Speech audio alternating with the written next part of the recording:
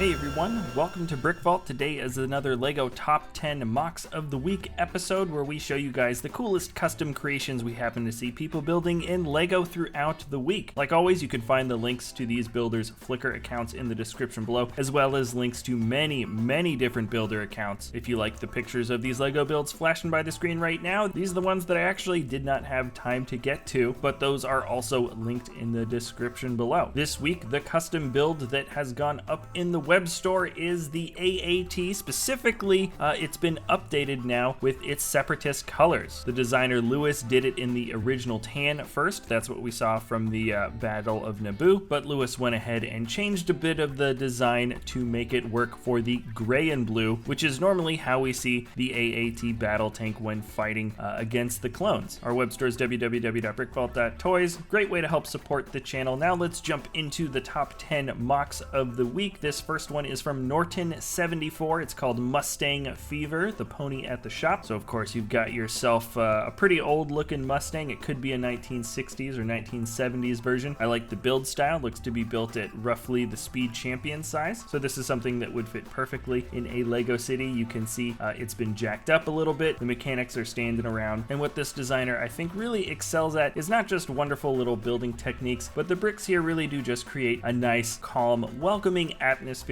And anyways, he's been making scenes like this for quite a long time. This is the latest iteration, and it is always kind of fun jumping back in time, so to speak. This is definitely evoking some type of nostalgia, I think, for a lot of people. And then number 2 is along a similar wavelength, though instead of jumping back to nostalgia, you jump towards the future, or at least the 1950s idea of what the future is. It's called LEGO Futuristic Hot Rod by Hachiroku24, and really we're looking at two different types of future cars. The Hot Rod, of course, is pretty easy to spot with that massive intake. I guess if you're going so fast and you're flying through the sky, who needs to see out the front windshield? The thruster in the back looks great, but ultimately I really gravitated towards these builds because they're just so wonderfully smooth and rounded over, and they also follow a pretty consistent build style. It really does look like maybe what Hot Rod cars would have looked like in the Jetsons show or something like that. So I thought you guys might think it was fun to check out these nice little builds. I especially like the ice pick axes used as the grill in the front of the Hot Rod. Definitely my favorite bit of building. And then counting down, number 8 in the lineup is from Mateo BL, and it is the LEGO Hogwarts Castle. With the introduction of the Micro Hogwarts Castle set that came out not that long ago, it's no surprise that some builders have got some interesting creative juices flowing, and ultimately it looks like this builder here has absolutely pushed the limits and created a pretty solid scene of not just the castle, but you also have the lake, the forest, Hagrid's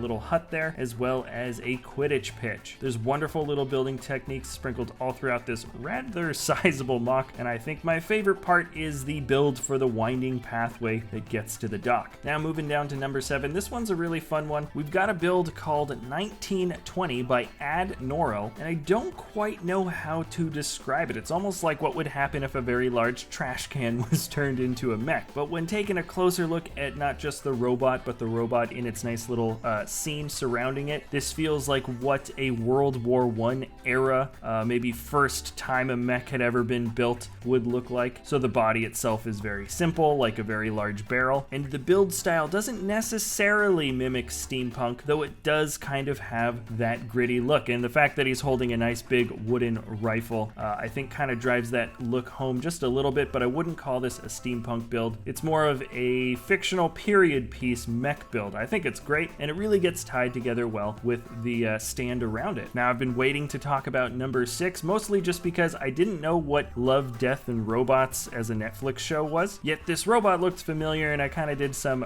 searching for it. This is KVR Seek by Joffrey Bricks, and I gotta say, now I'm gonna have to watch this Netflix show. I watched the trailer. The 30 seconds looks absolutely insane, and he has chosen this little guy, this little robot character that I think only exists in one of the episodes. The build style is so wonderful. This guy looks really posable. He's brick built in a few different expressions. I believe that is supposed to be just kind of a black screen with white animation expressions, pixels that would be built onto the face. And anyways, the build just looks great. He looks awesome next to the cat. And now let's move on to a build that I think everybody knew was coming if you'd been paying attention to anything that came out from Star Wars Celebration. This droid I think is called D-O, and he's like the little brother of BB-8 for the last Star Wars movie. He rolls around in a sort of simplified version, definitely way more simplified to how BB-8 moves around. He's got this one wheel and a head that is built on in a similar way to how sort of a unicycle operates. Also, his head is sort of cone-shaped and unidirectional. It doesn't look like he can flip his head around quite as easily, or maybe even move around quite as dynamically as BB-8. Anyways, the builder here, Takamichi Iri, I think did a great job building what looks like a 1-for-1 size, or maybe this scales well with how the UCS BB-8 looks. I'm not totally sure. Moving down to number 4, we got another Mustang-based build, but captured in a completely different atmosphere than the shop, like we saw from Norton 74. This is 1972 Mustangs on the movie set by the builder Pixel Junkie, and not only do the builds look nice for these Mustangs, I think they're built at the same scale, actually, as Speed Champions, or like what we saw from Norton 74, but the atmosphere here is completely different, and I think it actually took quite a lot of expertise just in terms of photography to get this shot. I absolutely love this build suspended in air. He has brick built in some of that fender damage, and also there's a few other really great atmospheric shots as well. It looks like he used maybe even a little bit of smoke or some type of vapor to give that deeper sense of depth when photographing small objects like that, to make it feel a lot bigger. And also there's this wonderful shot of another interior shop design with the Mustang.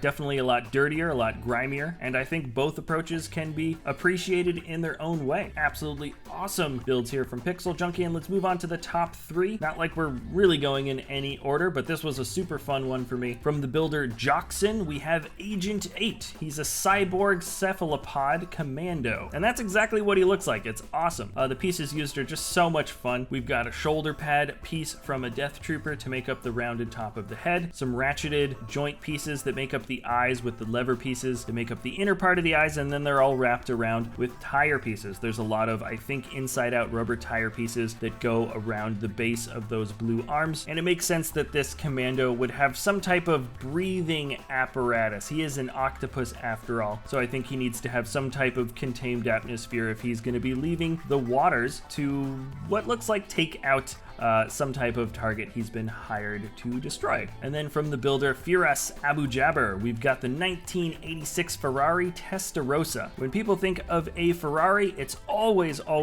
between the F40 or the Testarossa. Those rivets along the doors and that kind of go towards the back wheel are absolutely iconic. The headlights pop up in the front, and it looks to be built at roughly the same scale as the actual Lego Creator F40 Ferrari, so it would be kind of fun to have both versions. It would be kind of fun to have both versions of those cars together, just to see how they would look side by side, though I don't know if they're actually built to scale. Excellent details all around the body of this car, and let's just jump on to the very last build of the week. And if you did stick around this long to the end of the episode, I think you guys are in for a treat, because this is one of the weirdest builds and also just one of the strangest builders I happen to have ever discovered. This is a new guy I hadn't found before. The builder is D-Town Kraka, or Andy, and the name of this build is the Belleville T42 Sugar Cube MLRS. If you take a look back through this builder's photo stream, you'll find some other very strange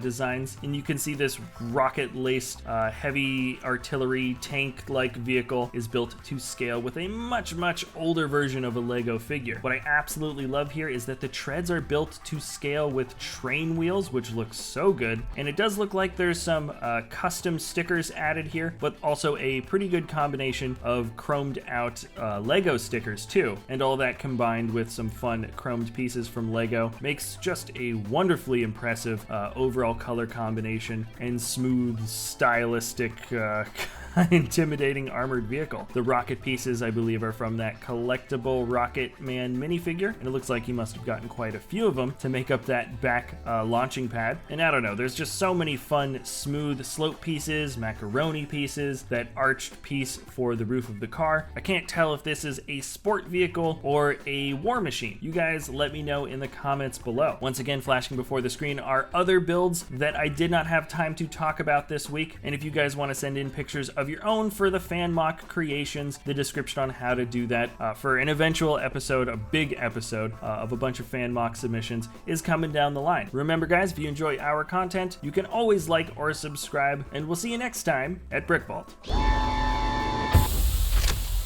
Hey everybody, wanted to pop in really quick, let you guys know that we've got a LEGO web store, www.brickvault.toys, where we sell the PDF step-by-step instructions for some incredibly awesome LEGO MOCs. It's definitely worth checking out. The revenue from the web store helps support us here at the channel, as well as the designers that create these amazing LEGO builds. So anyways, thanks a lot for watching. Remember, that's www.brickvault.toys, and we'll see you next time at BrickVault.